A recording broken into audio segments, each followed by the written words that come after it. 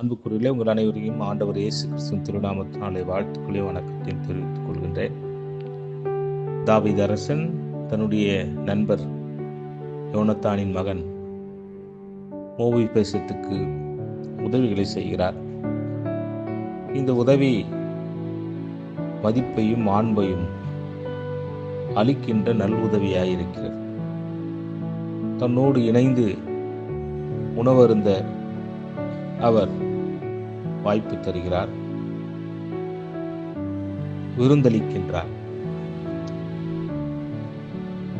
சங்கீதம் 23 தாவீது அரசன், கர்த்தர் என் மெய்ப்பராயிருக்கிறார், நான் தாட்சியடையேன்.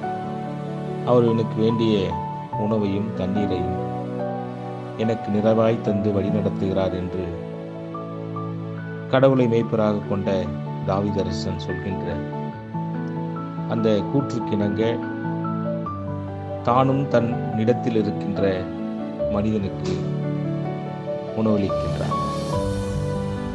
யோவான் 6ஆம் அதிகாரத்தில் ஆண்டவராக இயேசு கிறிஸ்து பசியாயிருந்த அனைவருடைய பசியும் போக்கி அவர்கள் திருப்தி அடையும் வரை அவர்களுக்கு உணவளித்து